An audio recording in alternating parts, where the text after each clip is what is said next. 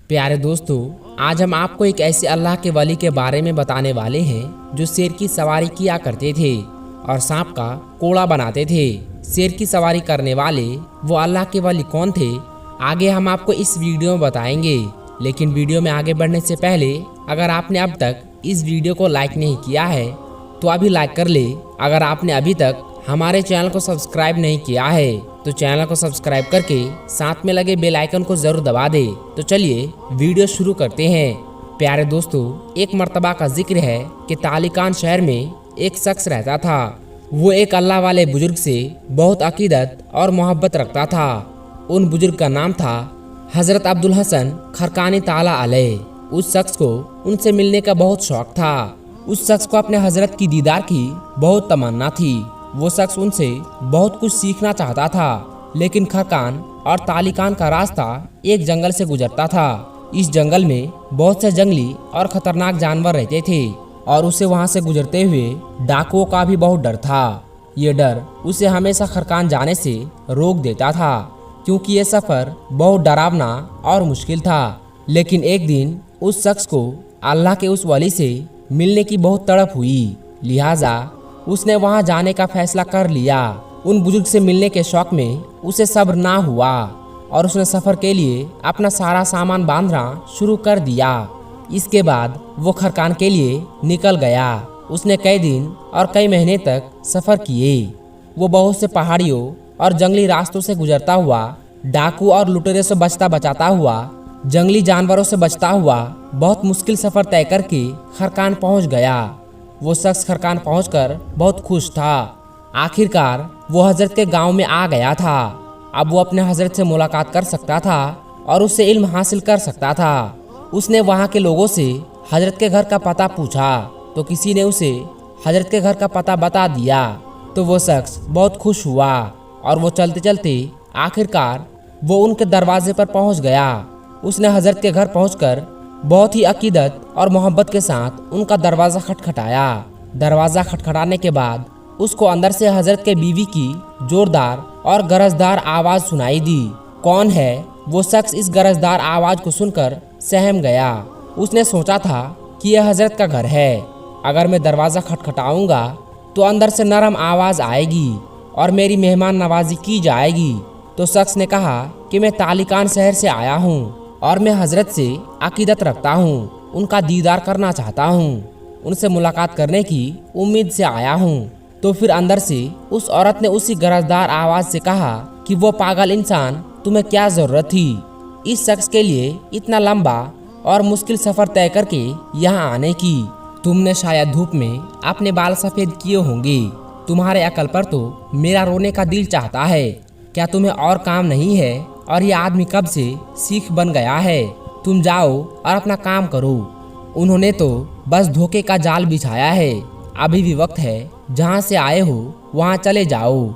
जब उस शख्स ने हजरत की बीवी की ये बातें सुनी तो ऐसा लगा जैसे उस शख्स की आंखों के सामने अंधेरा छा गया हो और उसके पैरों तले से जमीन निकल गई हो। तो उसने कहा, हजरत को देखो और हजरत की बीवी को देखो। हजरत की बीवी इतनी कड़वी और इतनी बदजबान है। चलो, मेरे बारे में अगर वो इतनी बातें बोलती तो मैं बर्दाश्त कर लेता, लेकिन हजरत के बारे में इतनी कड़वी बातें, हजरत के इल्म से लोग फैज़ हासिल कर रहे हैं और हजरत की बीवी हजरत के बारे में ऐसी बातें कर रही है। ये तो गोया चिराग तले अंधेरा हो गया। वो शख्स हजरत की बीवी की बातें सुनकर हैरान होकर उस घर से बाहर चल गया, लेकिन उसने ठान लिया था कि वो हजरत से बगैर मुलाकात किए वापस अपने शहर नहीं जाएगा।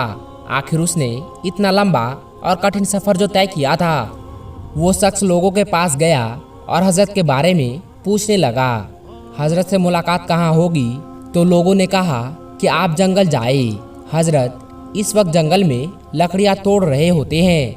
आप जंगल की तरफ चले जाइए, शायद हजरत से वही मुलाकात हो जाए। तो वो शख्स जंगल की तरफ चल पड़ा। रास्ते में शैतान ने उसे बहकाने की कोशिश की कि ये भला कैसा शेख है, तुम किसके चक्कर में पड़ गए हो? अगर ये वाकई शेख होता तो इसकी बीवी अच्छी होती। ये अपनी बीवी की तरबियत करता। शैतान उसके दिल में बहुत से वसवसे डाल रहा था ताकि वो शख्स अपने शेख से बदगुमान हो जाए, लेकिन वो शख्स बहुत ही ज्यादा अकीदतमंद था। वो लाहौल पढ़ता हुआ आगे बढ़ता जा रहा था। उसके जहन में बहुत सारे ख्याल आते रहे थे कि अचानक उसने एक शख्स को देखा जो शेर के ऊपर सवार थे और उनके पीछे लकड़ियों का गट्ठा था और उनके हाथ में काले रंग का सांप जिसका उन्होंने कोड़ा बना रखा था। वो शख्स समझ गया कि यही मेरे शेख है। वो मोहब्बत करने वाला अकीदतमंद जब आगे बढ़ा तो उसने बड़े प्यार से हजरत के साथ मुलाकात की। उस शख्स ने शेख से मुखातिब होते हुए कहा कि हजरत, जंगल में तो आपका ये मकाम है, यहाँ पर जानवर आपके काबू में है। जंगल के बादशाह शेर से लेकर जहरीले सांप सब आपके काबू में है, लेकिन घर में आपने अपनी बीवी पर काबू नहीं किया। आपकी बीवी इतनी बेकार, इतनी बदजबान और इतनी बदअखलाक कैसे हो गई? हजरत, मुझे यह सारा मामला समझ में नहीं आ रहा है। तो हजरत ने बहुत प्यार से जवाब दिया कि ए अल्लाह के बंदे, अपने फरेबी नफ्स और शैतान की बातों में ना आओ। हमारा और हमारी बीवी का एक साथ होना नफ्स की ख्वाहिश नहीं बल्कि अल्लाह के हुक्म को पूरा करने के लिए है। और याद रखो, हम ऐसे बहुत से लोगों का रोज बर्दाश्त करने की कोशिश करते हैं। तुम भी बर्दाश्त करना सीख लो। अल्लाह तबारक व ताला को सब्र करने वाले लोग बहुत पसंद है। तो दोस्तों, इस तरह से वो अल्लाह के वली शेर की सवारी करते थे और उनके हाथ में सांप का कोड़ा होता था। ये अल्लाह के वली की करामात थी। और दोस्तों, हमें हर मुश्किल में, हर मुसीबत में सब्र करना चाहिए, क्योंकि अल्लाह तबारक व ताला सब्र करने वालों को पसंद फरमाता है और उनके सब्र का बेहतर अज्र भी अता करता है।